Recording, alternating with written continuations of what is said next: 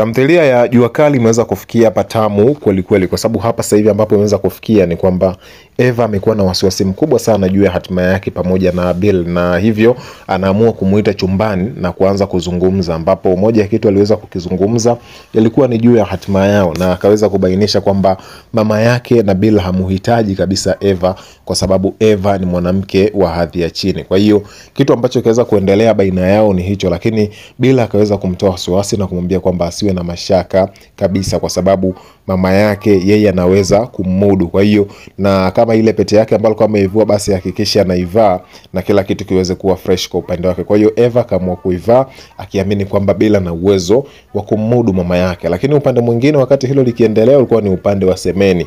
Semeni yeye kwa upande wake alikuwa busy kuweza kumtafuta Patrick, na asubuhi tu na mapema akaweza kumtangiza na kuweza kukutana naye, ambapo alikuwa amelenga kumwambia mambo mengi juu ya namna gani ambavyo anajisikia juu yake, lakini yote yalikuwa ni juu ya msukumo ambao alikuwa akipewa kila siku na mama yake, kwa sababu Semeni yeye kwa upande wake alikuwa akionyesha siku nyingi sana uhitaji kwamba anampenda zaidi Idi, lakini mama yake alikuwa akimsukuma kuhakikisha kwamba anaweza kuwa upande wa Patrick ili aweze kupata pesa, lakini Semeni yeye binafsi yake ilikuwa ni ngumu sana kuweza kukubali. Kwa hiyo alikubali kishingo upande. Kwa hiyo akaanza kuwa na muinda Patrick, na moja ya sehemu ambayo alienda kumfuata Patrick ilikuwa ni nje, ambapo Patrick alikuwa akifanya kazi zake kwenye kompyuta yake, lakini alipokuja Semeni yeye moja kwa moja akaweza kumletea kinywaji na kumwambia kwamba kuna kitu anataka wazungumze. Patrick kuambiwa vile akashangaa, lakini kabla hajaambiwa vile Semeni alikuwa ameshaweza kubainisha kwamba yeye anamuona kama siku zote Patrick ni mwanaume ambaye hana furaha.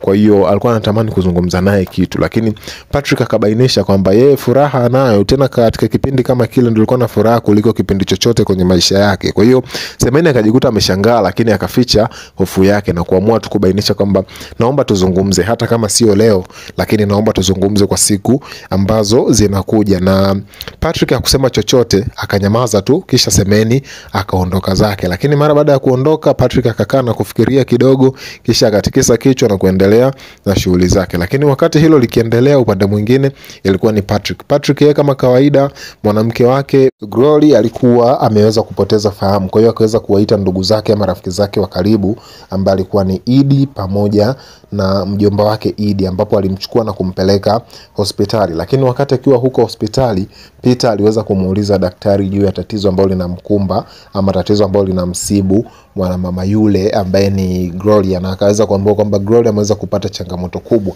Kwa hiyo haiwezi katibiwa kwenye hospitali ile ndogo, itabidi aweze kupelekwa katika hospitali kubwa, jambo ambalo linaibua hofu kubwa sana kwa Peter, kwa sababu yule alikuwa ni mke wa mtu na mwanaume mwenyewe ambaye ni mume wake ni hatari kweli kweli. Na pia Peter hakuwa na uwezo wa kifedha kuweza kumpeleka mwanamke huyo kwenye hospitali kubwa. Kwa hiyo alichokiomba ilikuwa ni kuona kwamba anahakikisha kwamba anaweza kupelekwa mwanamke huyo, lakini hofu kubwa ilikuwa imemtanda kiasi kwamba hata daktari akaweza kupata hiyo hofu na kumwambia kwamba vipi kijana, mbona una wasiwasi? Lakini Peter akaweza kujifanya kama yuko sawa, lakini ndani yake kulikuwa na hofu kubwa kweli kweli.